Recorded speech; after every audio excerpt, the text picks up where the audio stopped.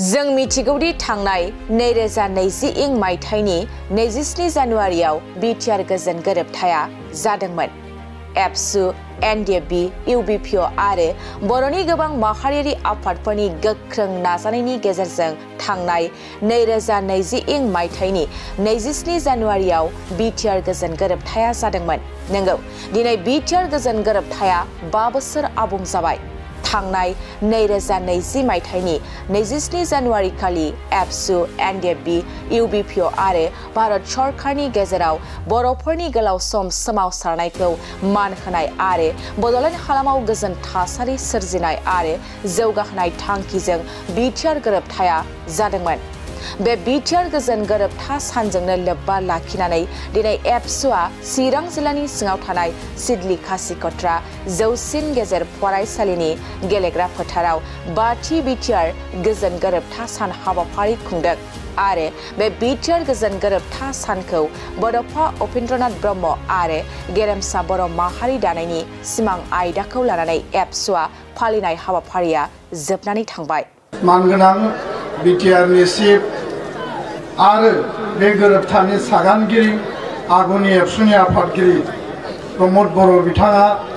गेबें आरो गुवारै गासै बाथ्राफोरखौ फारि फारियै फोरमायबाय आरो इयुननि लामा संदाननांगौनि बेलायावबो जोंनि जे डिटारमिनेशन बे खोथाखौ फोरमायबाय। बयबो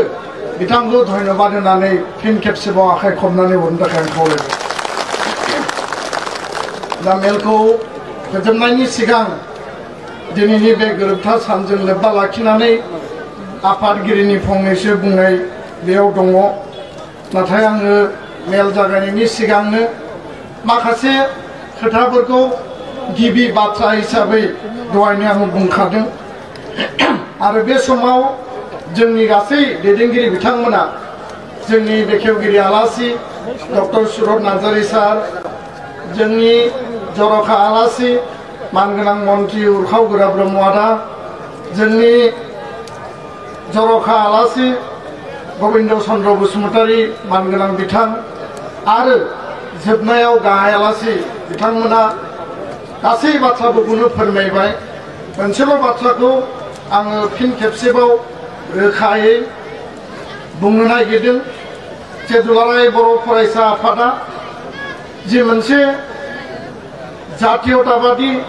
जातीय चेतना आरो जोंनि सेन्टिमेन्ट आरो इमोशनखौ लानानै जे हाबा मावबोदों, मा समाव जातीय सेन्टिमेन्ट जातीय सत्ताखौ एप्लाइ खालामनांगौ, बबे समाव जातीय इमोशनखौ एप्लाइ खालामनांगौ आरो बबे समाव गोनांथि गैया। बांद्राय इमोशनाव थायोब्ला मालाबा गोरोन्थिबो जायो आरो माखासे समाव इमोशनजों सेन्टिमेन्टजों जोङो गिदिर गिदिर जिखिनि जेंना, जोंनि जि दाबि, जोंनि जि लेजिटिमेट राइट बेखौ जोङो रोखायै मोनफुंनो हादों आरो जाफुंसार जानो हादों। आरो बिनिनो आधाराव दिनै मोनथाम गोरोबथा मोनबाय। मोनफ्रोमबो गोरोबथायानो बर' हारिनि मोनसे जातीय दलिल, मोनसे सिगनिफिकेन्ट आरो बे गोरोबथाफोरखौ जोङो जेब्लायबो अनार होबोदों। दा बेखायनो मानगोनां रायजो राजा नोंथांमोन दिनैनि बे बुब्लियाव गोजोन आरो खौसेथिनि गेजेरजों गेरेमसा माहारि दानाया दुलाराय बर' फरायसा आफादनि 1 नम्बर मोन्थोर।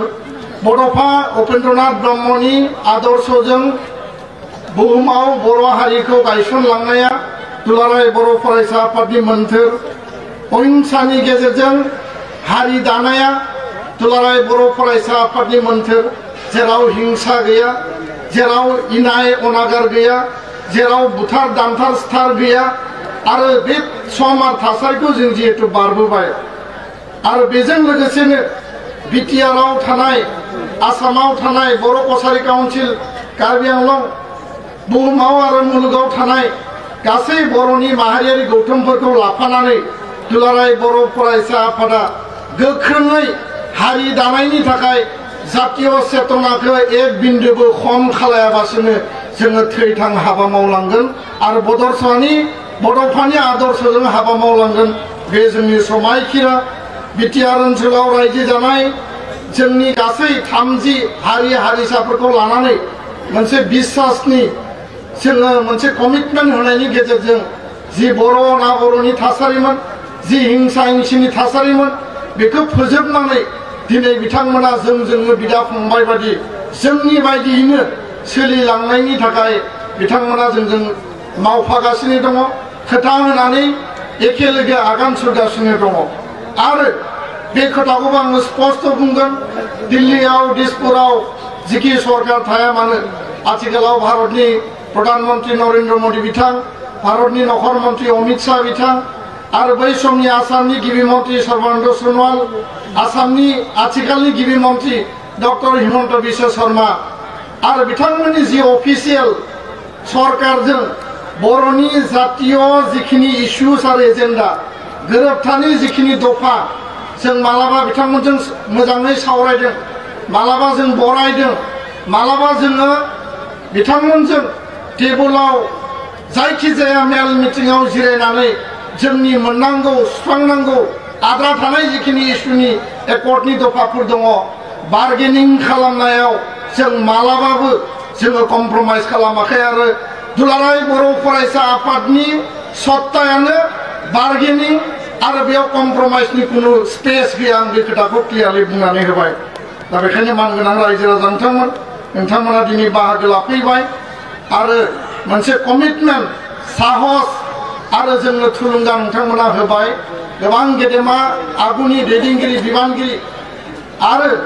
गुबुन गुबुन फोथाराव खामानि मावनाय जोंनि प्रिन्सिपाल प्रफेसर थुनलाइ आफादनि दैदेनगिरि बिबानगिरि भलन्टियार फर्स एबसुनि दैदेनगिरि बिबानगिरि दिनै बे जौसाङाव जोङो लाबोनानै बरायनो हायाखै जों नोंथांमोनखौ मान होनो हायाखै बे सायनासालियावनो बयबो ज' जिरायनांदों बेनि थाखाय जाहाथे एसेबो दुखु मोना एसेबो गोसोआव बेबायदि आक्षेप थाया आङो खरगंग्लायै निमाहा बिनानै नोंथांमोनखौ खावलायबाय आरो एबसुनि डिटारमिनेसननि गेजेरजों फैबाय थानाय समाव गेरेमसा माहारि दानाय आल्टिमेट थांखिसिम गणतान्त्रिक आरो आनकम्प्रमाइजिं आरो बार्गेनिं आरो लबि पलिसि राजनैतिक बेबस्थानि गेजेरजों दुलाराय बर' फरायसा आफादा हाबा मावलांगोन आरो दिनै नङा गाबोन बड'फानि जे आल्टिमेट सिमां आलादा रायजोआ जाफुंसारगोन जोंहा बिश्वास दङ जाय जिखि बुङा मानो जाय जिखि साना मानो दिनै आफादफोरा खौसे जाबाय दिनै बारग' जिखिनि रिभलिउसनारि आफादफोर दङ बिथांमोनाबो फैबाय राजखान्थि हान्जानि सौलायनाय राजखान्थि हान्जानि माने दावराव दावसि जि मोनसे बाद बिबाद जि मोनसे डिबेट बे दिनैबो दङ आरो एबसुआ बेखौ नाजादों आरो नाजानानै मोनसे प्लेटफर्माव जों सावरायनायबो 15 आगस्ट 2024 नि उनाव खेबसे नङा खेबनै नङा खेबथाम आथिखालनि बिटिआरनि चिफ प्रमद बर' बिथां मानगोनां उरखाव गोरा ब्रह्म बिथां मानगोनां रोनगोरा नार्जारि बिथां बे दैदेनगिरिफोरनि गेजेराव सावरायबाय आरो लोगोसे गुबुन मोनसे हान्जानि दैदेनगिरि मानगोनां हाग्रामा महिलारि बिथां खाम्फा बरगयारि बिथां चन्दन ब्रह्म बिथां बै समाव जोङो ज' ज'यै जोङो सावरायबाय रबिराम नार्जारि बिथाङानो जा गासैजोंबो सावरायनानै मोनसे बुजाबुजिनि आधाराव बर' हारि दानायनि सार्थआ जुदि मोनसेबा थांखिया जुदि मोनसेबा आरो ग्रेट बड' नेशनेलिटि दानाय बड'फानि आदर्शजों जों जुदि बयबो आवगायनांगौब्ला मोनसे लामायाव बिटिआर केन्द्रिक जि जोंनि आन्चलिक राजनैतिक दल दङ बयबो खौसे थाबायलांनो हायो नामा बे खोथाखौ लानानै जों आपिल खालामदों सावरायबाय सावरायनायाव बयबो पजिटिभबो जाबाय नाथाय मोनसे बिन्दोआव फैनानै बे दिंग्रायबाय आरो दिंग्रायनायनि जाहोनखौ नोंथांमोना बयबो मिथिगौ आरो बेखायनो जों आपिल खालामदों जे सार्थआ राजनैतिक क्षमताल' जानाङा सार्थआ गावनि क्षमतानि लबिनि थाखायल' जानाङा सार्थआ गावनि सेल्फ इन्ट्रेस्टनि थाखायल' जानाङा सार्थआ जातिनि थाखाय ग्रेटार इन्ट्रेस्टआव आरो बृहत मोनसे गोसो लानानै बड'फानि बे आधाराव जोङो बयबो गावखौ जुदि बावसोमोब्ला गावखौ जुदि जोङो बयबो बुजायलायोब्ला बेबायदिया असम्भबनि कुनु खोथा गैया बे सम्भबबो जागोन दिनै नङा गाबोन दा बेखायनो जायफोरा गोजान गोजान दङ जायफोरा तेरा बेका खोथा बुङो जायफोरा गावस्रानायनि खोथा बुङो हिंसानि खोथा बुङो धंस खालामबाय माने फानबाय माने हरजोबबाय गासिबो बेबायदि कुनु बेबायदि एग्जाम्पल बेबायदि कुनु माने खोथा बाथ्रा गैया आरो बे जानायनिबो कुनु सम्भावना गैया व्हाइस आसाम सरकारा दानि आसामनि गिबि मन्त्रिया टाइम टु टाइम जों जेब्ला खोथा बाथ्राफोरखौ सेन्टिमेन्टनि आधाराव जोङो एस्टाब्लिश खालामो बिथाङा बुङो जे बर' हारिनिफ्राय आंहा लानो गोनां मोननो गोनां गैया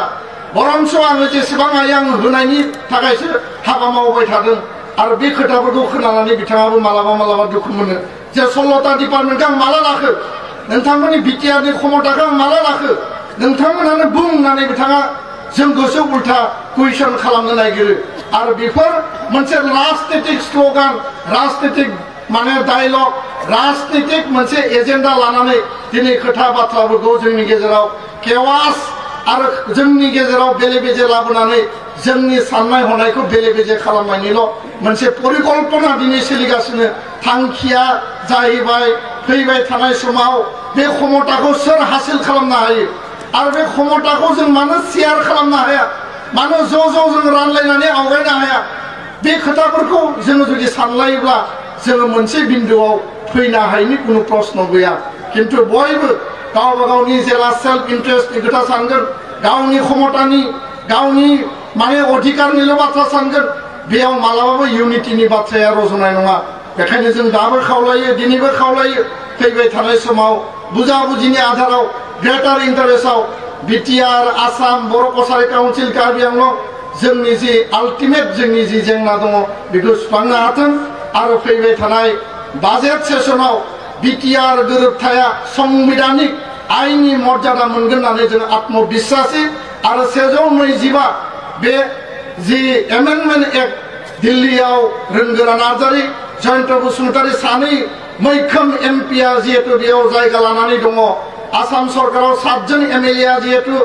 सासे मन्त्रिया जायगा लानानै दङ बिटिआर काउन्सिला जिहेतु मजबुतै गायसनजाबाय आरो बे काउन्सिल जोंनि एमएलए मन्त्रि जोंनि सानै एमपि बे